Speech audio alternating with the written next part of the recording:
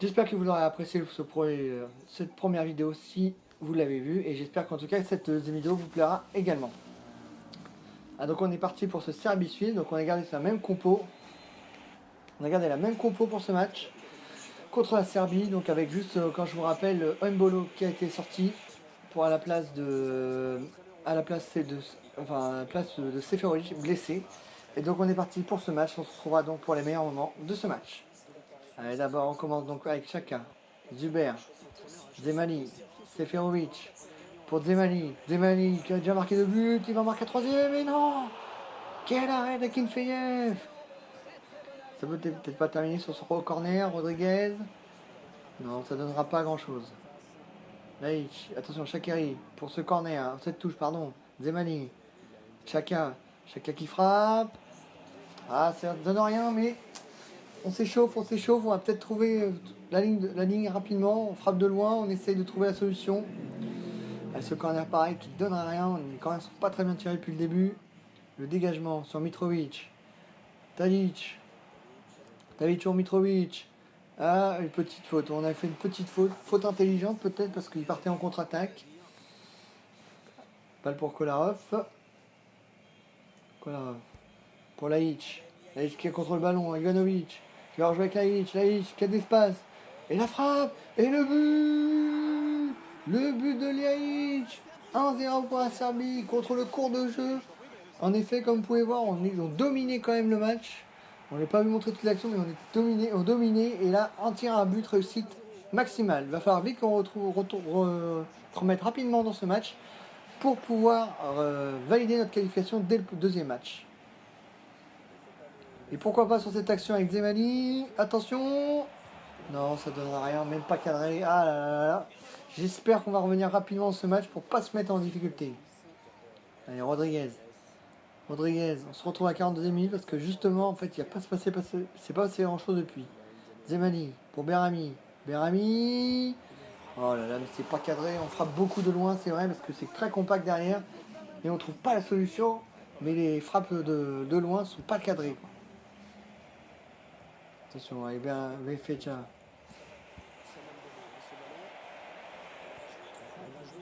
Attention, Zuber qui a le ballon pour Seferovic. Attention, l'action. Zemani, le but de Zemani. Un partout. Tiens, on va voir pourquoi ça change pas. Ah, il doit être signalé en jeu. Il est signalé en jeu. Ah, là, on a cru à l'égalisation de Zemani sur une belle action collective. J'espère qu'on va rattraper rapidement. Allez, pourquoi pas. Zemani qui vient récupérer le ballon encore. Seferovic, Zemani qui va rejouer avec Seferovic. La frappe de Seferovic. Et le but. Le poteau entrant du pied gauche de Seferovic. Il avait pris la place d'Embolo par rapport au premier match, blessé. Et le Joker, il rentre, il marque. Un partout. Égalisation, tout est à refaire dans ce match. Et ce but avant la mi-temps, il est vraiment bien à prendre. Il fait beaucoup de bien en tout cas. Allez, le bal pour les Serbies. Et voilà, la mi-temps qui est sifflée. Ce but juste avant la mi-temps qui leur fait très très mal et nous qui nous fait beaucoup de bien. Ça nous permet vraiment de revenir dans le match. Quand vous voyez les occasions, on a 9 tirs, 2 cadrés, contre 2 tirs de cadrés, donc dont un but. On a la possession, enfin voilà, on est vraiment au-dessus sur ce match-là. C'est assez logique qu'on revienne au score. J'espère que ça va le faire. Et là, comme vous pouvez le voir, Fabien Char qui a été encore blessé dans ce match-là. C'est le deuxième blessé, ça commence à faire beaucoup. On remplace par Djourou. Mais ça fait 2 blessés, j'espère que c'est pas trop grave. Parce qu'avec Mbolo plus Char, ça commence à faire beaucoup sur cette équipe. Allez, on se revient pour cette deuxième mi-temps, pour les meilleurs moments. Allez, la tête de Laïc, attention, pour Mitrovic, Laïc qui accélère, Laïc toujours, qui nous fait beaucoup de mal, Mitrovic qui temporise, Laïc, et Djourou qui vient de rentrer, récupère le ballon, allez, contre-attaque, Shaqiri, allez, montre-moi que tu es capable de nous apporter beaucoup de choses, Shaqiri, Zemani, Chaka qui accélère, Chaka toujours, la frappe de Chaka, et le but de Chaka, 2 buts à 1 pour la Suisse. Une belle frappe de loin de Chaka. Je vous avais dit en première mi-temps, on a fait quelques frappes pour régler, entre guillemets, la mire. Et là, Chaka qui accélère, qui ouvre à peu près 25-30 mètres, qui tire. Et c'est le but à qui fait pour rien faire. Une belle frappe de balle. 2 buts à 1. Et là, actuellement, on est qualifié pour les huitièmes de finale. Donc c'est une très très très bonne chose. J'espère en tout cas qu'on va continuer ainsi et on va essayer de maintenir en tout cas défensivement l'organisation qui a été mise en place suite au but. Et j'espère en tout cas qu'on va gagner ce match. Allez, attention, Lichtsteiner, quel ballon. Lichtsteiner, Zemani. Voilà, attention à la contre-attaque. Ivanovic, Laic qui touche énormément de ballons. Laic pour Nastasic. Nastasic, on ne sait pas ce qu'il fait là, mais c'est pas grave. Le centre. Ouh là là, faut s'en sortir, faut sortir. Belle relance. On sort très très bien le ballon, mais c'est très dangereux. Mais bon, j'aime beaucoup relancer de derrière, parce que bon, ça reste un jeu, donc c'est assez, faut que ça soit agréable à regarder. Chaka qui maintient le ballon. Zemali Zuber. Zemali, encore. Seferovic. Oh, l'arrêt d'Akinfeyev. C'est peut-être pas terminé. Avec Zuber. Zuber qui va essayer de centrer. Va-t-il réussir? Non, il repasse derrière. Rodriguez. Berami. La frappe de Berami. Oh là là là là là là. Quel arrêt. Quel arrêt d'Akinfeyev encore. Allez, Tadic. Attention à Tadic. Ça peut être un dernier dangereux dans les dernières minutes. Pas le 2-2. Berami. Radiora. Lialic. Kolarov. Chaka, contre-attaque, Zuber qui peut aller vite. Attention, il est avec Seferovic, il n'est pas tout seul, il va jouer avec Seferovic, qui rejoue avec Zuber. Seferovic encore. Il va essayer de garder un peu le ballon. Berami. Shaqiri, non. Belle récupération de la défense de la Serbie. 2-1, ça commence à sentir quand même plutôt bon. Zuber qui récupère Zemali, Seferovic qui rejoue avec Zemali. Ah, la belle récupération encore. Là, je pense que le match va se terminer à 2-1. Il ne reste plus beaucoup de temps de jeu. Ça nous va très bien. Qualification est acquise. Alors, à moins que Zemali pour Shaqiri. Le centre de Shaqiri, il est tout seul, Zuber et le but de Zuber. Une belle matchère pour Zuber. Et ouais, on va pouvoir le voir au ralenti, mais vous allez voir, il y aura une belle matchère pour conclure ce match. On va gagner ce match. 3-1 face à la Serbie. La qualification est acquise. C'est très très bien. Malgré ce but marqué, là, comme vous pouvez le voir, regardez sur le centre. Hop, la petite magère, petit filet, c'est très très bien. Ça met en confiance tout le monde. Et ça valide aussi un très bon match de la part de la Suisse. 3-1 pour la Suisse. Et là, l'arbitre ne va pas tarder à siffler, je pense. Et voilà, encore une fois, on marque dans les derniers instants de mi-temps ou la fin du match. Et on gagne ce match 3-1. La Suisse est qualifiée pour les huitièmes de finale. Maintenant, il va falloir l'objectif, ça va être de récupérer cette première place, puisqu'on croise avec le groupe de l'Allemagne notamment, pour pouvoir espérer un tirage un peu plus simple, qui peut être la Suède, le Mexique ou la Corée du Sud.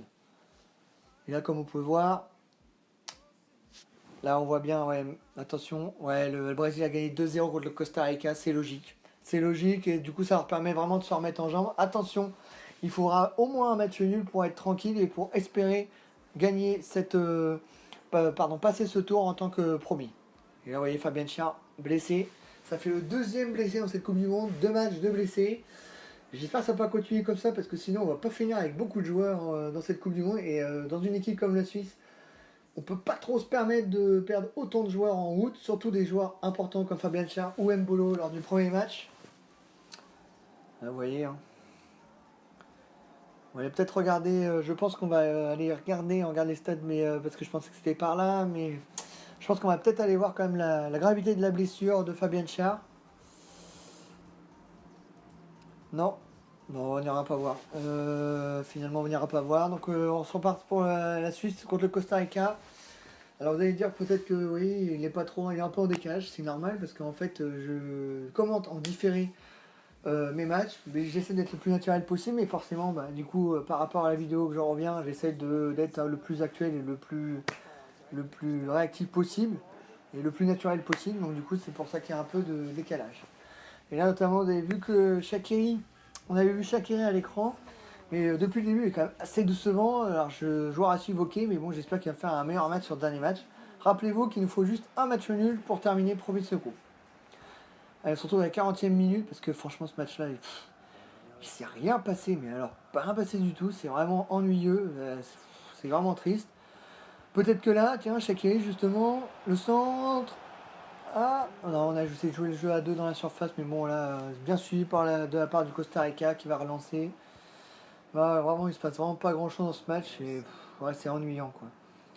J'espère que mes joueurs se réservent pour la suite, parce que là, en huitième de finale, que ce soit l'Allemagne, la Suède ou une autre équipe, on jouera un morceau qui est un peu plus lourd, le Costa Rica, et il va falloir être beaucoup plus prêt physiquement et beaucoup plus dynamique que lors de cette rencontre. Donc voilà, mi-temps, il n'est vraiment pas passé grand-chose. J'ai montré une action et c'est l'action majeure, donc autant vous dire que c'était vraiment triste. La Serbie qui va au Brésil, surprise. Est-ce que la Serbie va passer le Brésil et va se qualifier à la place du Brésil? Ça sera une vraie surprise. On va bien voir à la fin de ce match. Et là, pareil, 80e, il se passe toujours rien. Dans ce deuxième match, on ne s'est vraiment pas bougé beaucoup. On a fait quelques changements. Mehmedi qui a remplacé Seferovic, notamment. Lang qui a remplacé Lechsteiner pour faire tourner. Mais voilà, il ne se passe vraiment pas grand-chose. Je suis vraiment désolé de vous présenter un gameplay pareil. C'est pour ça que je ne vous mets pas grand-chose. Je vous promets de me racheter en huitième de finale pour faire un gros match. De toute façon, l'objectif, c'est d'aller gagner cette Coupe du Monde. Donc, je vous promets que le huitième de finale sera d'un autre gabarit, si je peux dire. Il y a peut-être une action avec Dermich qui est rentré aussi. Mehmedi, Dermich, Shaqiri. Shaqiri ne fait toujours rien. Ah, peut-être.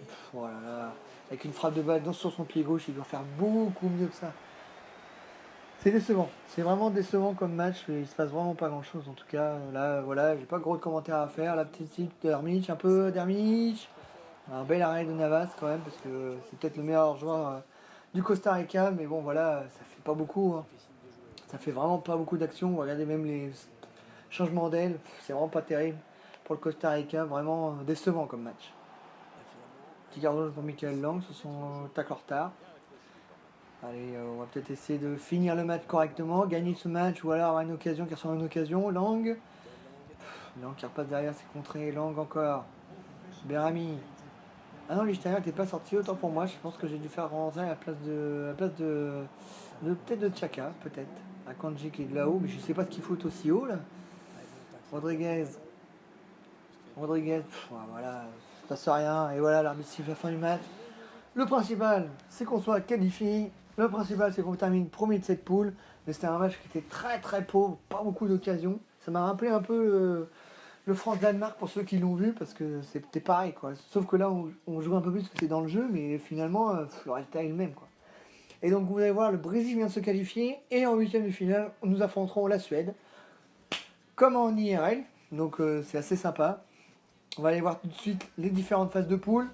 Uruguay-Portugal, le Portugal qui bat l'Uruguay, donc à l'inverse du réel. France-Argentine comme en réel, la France passe, donc Portugal-France, revanche de dernier euro. Espagne-Croatie de l'autre côté. Après, on a un Allemagne-Brésil qui va être très intéressant à jouer. Et nous, de l'autre côté, Angleterre-Colombie, Suède, pardon. C'est comme en IRL. Mais bon, l'objectif, je vous rappelle, c'est d'aller jusqu'au bout. Il faudra qu'on batte tout le monde. Et de l'autre côté, on peut avoir un Allemagne-Brésil, on peut avoir un Allemagne-Belgique ou un Brésil-Belgique en quart de finale. Brésil-Belgique, ça rappellerait ce fameux match. En tout cas, ainsi, j'espère que vous avez vraiment apprécié cette vidéo. On se retrouve donc pour les huitièmes de finale face à la Suède rapidement. Mettez un j'aime si vous avez apprécié. En tout cas, merci, c'était Oron Baba. Et à bientôt.